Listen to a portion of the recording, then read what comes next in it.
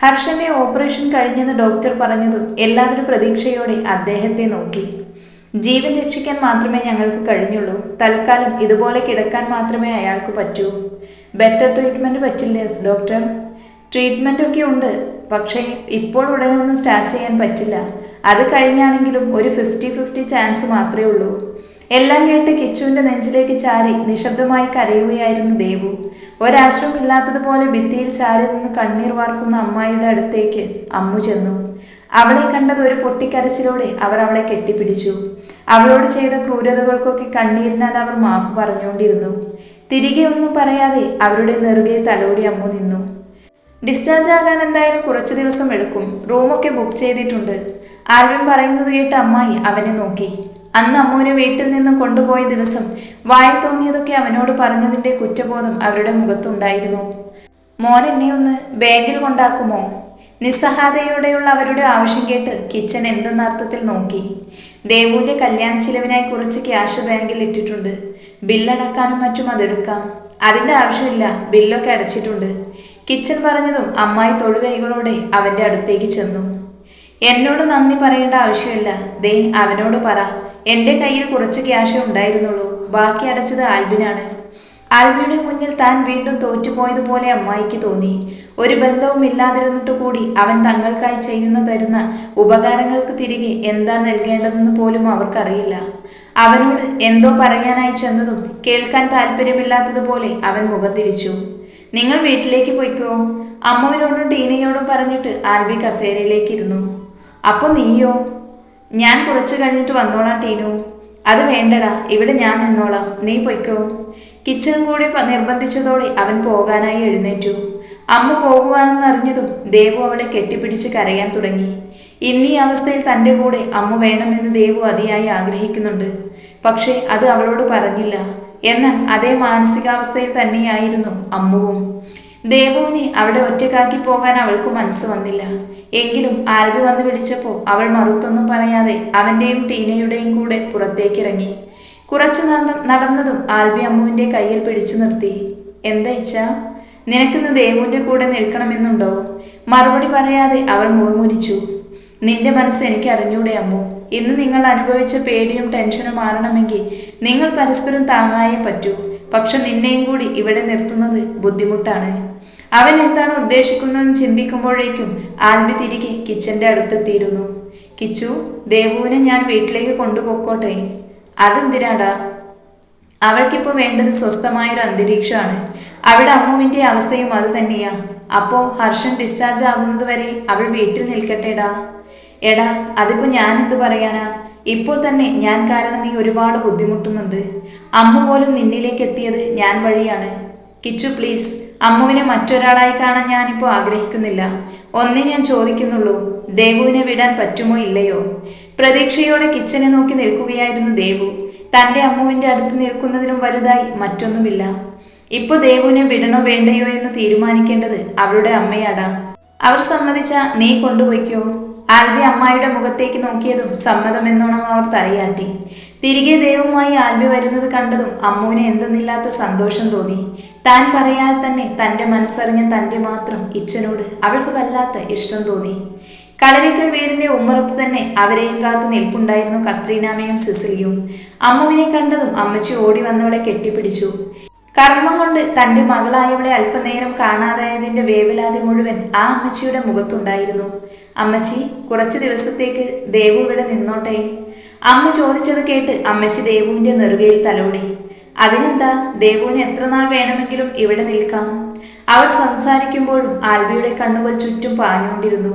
പ്രതീക്ഷിച്ച ആളെ കാണാതായതും അവൻ്റെ ഉള്ളൊന്ന് പിടഞ്ഞു. അമ്മച്ചി, ജെറി ഇവിടെ? അവൻ മുറിയില്ല. എന്താ ആൽബി എൻ്റെ കുഞ്ഞിന് പറ്റിയത്? എന്തൊക്കെയോ മരുന്നെടുത്ത് കഴിക്കുന്നത് കണ്ടു. ജെറിക്ക് എന്താ? എന്തു പറ്റിയിച്ചാ? ഒന്നുമില്ല, അവന് ഈ ബിസിനസ്സിൻ്റെ ഒക്കെ ടെൻഷനുണ്ട്. അതിന് ചെറിയ ഡോസിലൊരു മരുന്ന് ഡോക്ടർ കൊടുത്തിട്ടുണ്ട്. ഇന്ന് അമ്മുവിനെ കാണുന്നില്ലെന്നറിഞ്ഞപ്പോൾ ഒന്ന് ടെൻഷനായതാ, അല്ലാതെ വേറൊന്നുമില്ല. അമ്മച്ചിയോട് അങ്ങനെ ഒരു കള്ളം പറഞ്ഞിട്ട് അവൻ പെട്ടെന്ന് തന്നെ മുകളിലേക്ക് പോയി. ജെറിക്ക് എന്തായിരിക്കും സംഭവിച്ചെന്ന് മനസ്സിലായതുപോലെ അമ്മുവിൻ്റെ മുഖം വാടി. അപ്പോഴും ആൽബിയുടെ പേടിയും ജെറിയുടെ അടുത്തേക്കുള്ള അവൻ്റെ പോക്കും നോക്കി നിൽക്കുകയായിരുന്നു ടീന. നിഷ്കളങ്കമായി ഉറങ്ങുന്ന ജെറിയുടെ കാലിൽ മുത്തിയതും ആൽബിയുടെ കണ്ണുനീരിൽ അവൻ്റെ കാലിലേക്ക് വീണു. സോറി മോനെ, ഇത്രയും നാളും നിനക്ക് കാവലായി നിന്നിട്ട് ഞാൻ തന്നെ നിന്നെ വീണ്ടും ആ അവസ്ഥയിലേക്ക് തള്ളിവിട്ടു. പെട്ടെന്ന് അമ്മുവിനെ കുറിച്ച് ഓർത്തപ്പോൾ ഒരു നിമിഷം ഇച്ചായന്റെ നിയന്ത്രണം നഷ്ടപ്പെട്ടു പോയടാ. നീ ക്ഷമിക്ക്. അവന്റെ നെറ്റിയിൽ ഒരു ഉമ്മ നൽകിക്കൊണ്ട് കണ്ണു തുടച്ച് ആൽബി എഴുന്നേറ്റപ്പോഴാണ് വാതിൽക്കൽ ഇതെല്ലാം കണ്ടുകൊണ്ട് ടീന നിൽക്കുന്നത് അറിഞ്ഞത്. അവൾക്ക് മുഖം കൊടുക്കാതെ അവൻ സ്വന്തം മുറിയിലേക്ക് പോയതും ടീനയും കൂടെ ചെന്നു. ആൽബി, ഇനിയെങ്കിലും പറ, എന്താ അവന്റെ പ്രോബ്ലം? പറയാം, പക്ഷേ ഇനി ഒരാൾ കൂടി ഇതറിയാൻ പാടില്ല.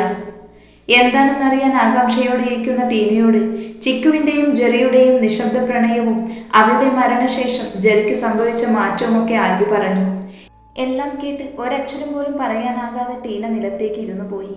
അവന് മനോനില തെറ്റിയ ഒരാളായിട്ട് ആരും കാണരുതെന്ന് ആഗ്രഹിച്ചത് കൊണ്ടാണ് ഞാൻ എല്ലാം മറച്ചു വെച്ചത്.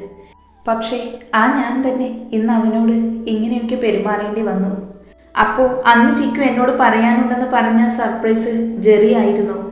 ആയിരിക്കാം അന്നവർ മനസ്സിലുള്ള പ്രണയം തുറന്നു പറയാൻ തീരുമാനിച്ച ദിവസമായിരുന്നു. എൻ്റെ കർത്താവേ, പ്രണയവിരോധി എന്നൊക്കെ പറഞ്ഞ് അവനെ ഞാൻ കളിയാക്കുമ്പോൾ അവനുള്ളിൽ കരയുമായിരുന്നോടാ. ഞാൻ അറിഞ്ഞില്ലല്ലോ ആൽബി. ടീനയുടെ കണ്ണുനീരിനാൽ ആൽബിയുടെ നെഞ്ചു നനയുമ്പോൾ തൊട്ടപ്പുറത്ത് അമ്മുവിൻ്റെ സാമീപ്യം അറിഞ്ഞ് കണ്ണ് തുറക്കുകയായിരുന്നു ജെറി. അമ്മുവിനെ കണ്ടതും ജെറി ചാടി എഴുന്നേറ്റു. അവൾക്ക് കുഴപ്പമൊന്നുമില്ലെന്ന് ഉറപ്പായതിനു ശേഷമാണ് അവന് മനസ്സമാധാനമായത്. നടന്ന കാര്യങ്ങളൊക്കെ അമ്മുവും ദേവും കൂടി പറഞ്ഞു കൊടുക്കുമ്പോൾ ദേഷ്യത്താൽ അവൻ്റെ മുഖം ചുവന്നു. എന്നിട്ട് ഇച്ചായൻ അവനെയൊക്കെ വെറുതെ വിട്ടോ? നിന്റെ ഇച്ചായൻ അങ്ങനെ വിടുന്ന ടൈപ്പല്ലെന്ന് അറിയാലോ. എന്തെങ്കിലും കണക്ക് കൂട്ടിയിട്ടുണ്ടാവും. ആൽബിയെക്കുറിച്ച് അമ്മു പറയുന്നത് കേട്ട് ജെറിയും ദേവും ഒന്ന് ആക്കി ചിരിച്ചു. അപ്പോഴാണ് അവനെ തന്നെ നോക്കി നിൽക്കുന്ന ടീനയെ ജെറി ശ്രദ്ധിക്കുന്നത്. എന്താ ടീനുച്ചി? നിറഞ്ഞു വന്ന കണ്ണുനീര് അവൻ കാണാതെ തുടച്ചുകൊണ്ട് അവൾ ഒന്നുമില്ലെന്ന് പറഞ്ഞു. ഒരുപാട് നാളുകൾക്ക് ശേഷം ഒരുമിച്ച് കിടക്കുമ്പോൾ അമ്മുവിനും ദേവുവിനും സംസാരിക്കാൻ കുറെ കാര്യങ്ങളുണ്ടായിരുന്നു. കൂടുതലും ഹർഷനെ കുറിച്ചായിരുന്നു. അവൻ കൊഞ്ചിച്ചതും എടുത്തുകൊണ്ട് നടന്നതും ഒക്കെ പറയുമ്പോൾ ദേവുവിൻ്റെ വാക്കുകൾ ഇടറി. ഒടുവിൽ വിഷയം മാറ്റാനായി അമ്മു ജെറിയെക്കുറിച്ചും അമ്മച്ചിയെക്കുറിച്ചും പറഞ്ഞു. മനഃപൂർവ്വം ആൽബിയെക്കുറിച്ച് പറഞ്ഞില്ലെന്നും പറഞ്ഞ് ദേവു കളിയാക്കിയതും ഒരു ചിരിയോടെ അവൾ ദേവുവിനെയും കെട്ടിപ്പിടിച്ച് കണ്ണുകൾ അടച്ചു കിടന്നു. ഇതേ സമയം ജെറിയുമായി ടെറസിലിരിക്കുമ്പോൾ ആൽബിക്ക് പറയാനുണ്ടായിരുന്നത് അമ്മുവിനെ കുറിച്ചായിരുന്നു. ഇന്ന് അവൾക്ക് വേണ്ടി ജെറിയോട് ദേഷ്യപ്പെട്ടതും അവളെ അന്വേഷിച്ച് പരക്കം പാഞ്ഞതും ഒടുവിൽ ബോധമില്ലാതെ അവളെ കണ്ടപ്പോൾ ചങ്ക് തകർന്നതും ഒക്കെ പറയുമ്പോൾ കള്ളച്ചിരിയോട് അതെല്ലാം കേട്ട് ജെറി ഇരുന്നു. ഇടയ്ക്ക് അവൻ അമർത്തിയൊന്ന് മൂളിയതും അവനെ കൂർപ്പിച്ചൊന്ന് നോക്കിയിട്ട് ആൽബി മുറിയിൽ കയറി വാതിലടിച്ച് ബെഡിൽ വന്നിരുന്നപ്പോഴാണ് അവൾക്കായി വാങ്ങിയ കൃഷ്ണവിഗ്രഹം അവൻ കാണുന്നത്. അത് നെഞ്ചോട് ചേർത്ത് അവൻ കിടന്നു. കള്ളക്കണ്ണന്റെ മുഖത്തെ അതേ ചിരി തന്നെ ആൽബിയുടെ ചുണ്ടിലും ഉണ്ടായിരുന്നു. 2 ദിവസത്തിനു ശേഷം ഹർഷനെ മുറിയിലേക്ക് മാറ്റിയെന്നറിഞ്ഞ് ഹോസ്പിറ്റലിലേക്ക് വന്നതാണ് ആൽബി. അവനെ കണ്ടതും ഹർഷനൊന്ന് ചിരിക്കാൻ ശ്രമിച്ചു. എന്നാൽ ആൽബി അത് ശ്രദ്ധിക്കാൻ പോയില്ല. കിച്ചു ഇല്ലേ? അമ്മായിയോട് ചോദിച്ചുകൊണ്ട് അവൻ ബെഡിനടുത്തായുള്ള സ്റ്റൂളിലിരുന്നു. കിരൺ കുറച്ചു മുമ്പ് പോയതേ ഉള്ളൂ, വൈകിട്ട് വീട്ടുകാരുമായി വരാമെന്ന് പറഞ്ഞു. പിന്നെ ഹർഷന്റെ ചികിത്സയെക്കുറിച്ചും മറ്റും അവർ സംസാരിക്കുന്നതിനിടയ്ക്കാണ് ബെഡിൽ വെച്ചിരുന്ന ആൽബിയുടെ കയ്യിലേക്ക് ഹർഷൻ പിടിക്കുന്നത്. അവൻ നോക്കുമ്പോൾ ചെന്നിയിലൂടെ കണ്ണുനീർ ഒലിച്ചിറങ്ങുന്നുണ്ട്. മാപ്പ്. അത് കേട്ടതും പുച്ഛത്തോടെ ആൽബി മുഖം തിരിച്ചു. അറിയാം, ആർക്കും ക്ഷമിക്കാനാവില്ലെന്ന്. അത് ഞാൻ അർഹിക്കുന്നുമില്ല. പക്ഷേ പറയണമെന്ന് തോന്നി. പറയേണ്ടത് എന്നോടല്ല, ആത്മിക. അച്ഛൻ്റെ കൈ പിടിച്ച് വീട്ടിലേക്ക് വന്ന അന്നു മുതൽ ഏട്ടാന്ന് വിളിച്ച് എൻ്റെ പിറകെ നടന്നിട്ടുണ്ട്. പക്ഷെ എനിക്കെന്തോ അവളെ ഇഷ്ടമല്ലായിരുന്നു. എങ്കിലും അവളെ ഞാൻ അകറ്റി നിർത്തിയിട്ടില്ല. ദേവുവിന് വാങ്ങുന്നതൊക്കെ അവൾക്കും വാങ്ങിക്കൊടുത്തിട്ടുണ്ട്. പഠിക്കാൻ മിടുക്കുകയാണെന്ന് ടീച്ചേഴ്സ് പറയുന്നത് അഭിമാനത്തോടെ തന്നെ കേട്ടു നിന്നിട്ടുണ്ട്. പക്ഷെ ഇടയ്ക്കെപ്പോഴോ എനിക്ക് പിഴച്ചു എന്നല്ല, പച്ച മലയാളത്തിലും അതിന് വേറെ വാക്കുണ്ട്. പരിഹാസത്തോടെയുള്ള ആൽബിയുടെ മറുപടി കേട്ട് ഹർഷനൊന്ന് ചിരിച്ചു. അച്ഛൻ മരിച്ചതോടെ ചുമതല മുഴുവൻ എൻ്റെ തലയിലായി. ഒരു ജോലി അന്വേഷിച്ച് പോയതാണ് ഹൈദരാബാദിൽ. അത് ഇവിടെ വരെ എത്തിച്ചു. കഷ്ടപ്പെടാതെ പണം സമ്പാദിക്കാമെന്ന് ആയപ്പോൾ ആ ജീവിതം ഞാൻ അങ്ങ് ഇഷ്ടപ്പെട്ടു. അതിനായി പലതും ചെയ്തു. പെണ്ണിനെ അറിഞ്ഞപ്പോൾ അതൊരു ലഹരിയായി മാറി. അതിനിടയിൽ എപ്പോഴോ ആത്മികയും. കൂടെയുള്ളവർ വാശി കയറ്റിയപ്പോൾ അവളെ സ്വന്തമാക്കുന്നത് എൻ്റെ ലക്ഷ്യമായി. തെറ്റാണെന്ന് ഒരിക്കൽ പോലും തോന്നിയിരുന്നില്ല. എൻ്റെ ഉള്ളിലെ പിശാച് അങ്ങനെ തോന്നിച്ചിട്ടില്ല. ഇപ്പോൾ അത് തെറ്റായിട്ട് തോന്നുന്നുണ്ടോ? ഇപ്പോഴല്ല, കുറച്ചു നാൾക്ക് മുൻപ് തന്നെ തോന്നി. ആത്മീയയും ദിയയും ഒക്കെ പറഞ്ഞിരുന്ന സ്വന്തം ചോരയ്ക്ക് ആ അവസ്ഥ വരുമ്പോൾ ഞാൻ പഠിക്കുമെന്ന്. അന്ന് കൂട്ടുകാരെ കണ്ണടച്ച് വിശ്വസിച്ചവന് ആ വാക്കുകൾ ഒരു തമാശയായി തോന്നി. പക്ഷേ കുറച്ചു മാസങ്ങൾക്ക് മുൻപ് ക്രിസ്റ്റിയുടെ ഫോണിൽ ദേവുവിൻ്റെ ഫോട്ടോസ് കണ്ടപ്പോൾ അന്നാദ്യമായി എനിക്ക് കുറ്റബോധം തോന്നി. അവനോട് ചോദിച്ചപ്പോൾ അവൻ പറഞ്ഞ മറുപടി, അന്നെല്ലാം അവസാനിപ്പിച്ചിട്ട് നാട്ടിലേക്ക് തിരിച്ചതാ ഞാൻ. എല്ലാം ഏറ്റുപറഞ്ഞ് ക്ഷമ ചോദിക്കാൻ പലതവണ വിചാരിച്ചതാ. പക്ഷെ എന്തോ അതിൽ നിന്ന് എന്നെ പിന്തിരിപ്പിച്ചു. നീയാണോ അന്ന് എന്നെ ഹോസ്പിറ്റലിൽ എത്തിച്ചത്? അതിന് മറുപടി പറയാതെ ഹർഷനൊന്ന് ചിരിച്ചു. ആൽബിയും. അവന്മാരും എവിടെ എത്തിയെന്ന് അറിഞ്ഞപ്പോൾ മുതൽ ദേവുവിന് കാവലായി നിൽക്കുമായിരുന്നു. അതുകൊണ്ടാണ് നിന്റെ പിറന്നാളിന് അവളെ വിടാഞ്ഞത്. പിന്നെ അമ്പലത്തിൽ അവളെ കൊണ്ടുവന്നത് ആത്മികയെ ദൂരെ നിന്നെങ്കിലും ഒന്ന് കാണാൻ വേണ്ടിയായിരുന്നു. അവളുടെ മുഖത്തെ സന്തോഷം കണ്ടപ്പോൾ എൻ്റെ ദുർനടപ്പ് കൊണ്ട് ഒരു നല്ല കാര്യമെങ്കിലും സംഭവിച്ചല്ലോ എന്ന് സമാധാനമായിരുന്നു. അല്ലെങ്കിൽ ആജീവനാന്തം എൻ്റെ വീട്ടിലെ കരിയും പുകയും കൊണ്ട് അവൾ ജീവിച്ചേനെ.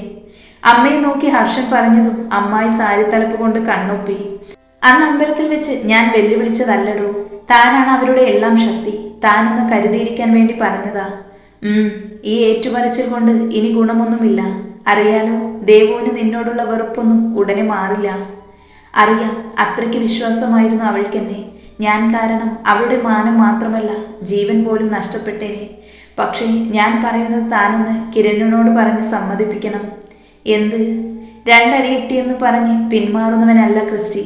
എനിക്ക് ആരോഗ്യമുള്ളപ്പോൾ പോലും ദേവുവിനെ സംരക്ഷിക്കാൻ കഴിഞ്ഞില്ല.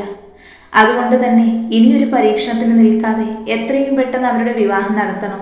ഇപ്പോൾ ഉടനെ അത് വേണോ? ഒരേ ഒരു ഏട്ടൻ ഇങ്ങനെ കിടക്കുമ്പോൾ ഈ കിടപ്പ് മാറാനൊന്നും പോകുന്നില്ലല്ലോ. ഒന്നല്ല, ഒരുപാട് പെൺകുട്ടികളുടെ ശാപമുണ്ട്. കൂടപ്പിറപ്പിൻ്റെയും പ്രണയം നൽകിയവളുടെയും ഉൾപ്പെടെ. അതെല്ലാം എൻ്റെ തലയിൽ തന്നെ വീഴും. അത് ഞാൻ അനുഭവിച്ച് തീരണം. കണ്ണു നിറച്ചവൻ പറഞ്ഞതും ആ കണ്ണുനീർ തുടച്ചുകൊണ്ട് ആൽബി എഴുന്നേറ്റു. ഞാൻ കിച്ചുവിനോട് സംസാരിക്കാം. ഇപ്പൊ ഞാൻ പോട്ടെ. ആൽബി. ഹർഷന്റെ വിളി കേട്ട് ആൽബി തിരിഞ്ഞു നോക്കി. എനിക്ക് ആത്മികയെ ഒന്ന് കാണണം. വരുമോ എന്ന് എനിക്ക് ഉറപ്പില്ല. ഞാൻ പറഞ്ഞു നോക്കാം.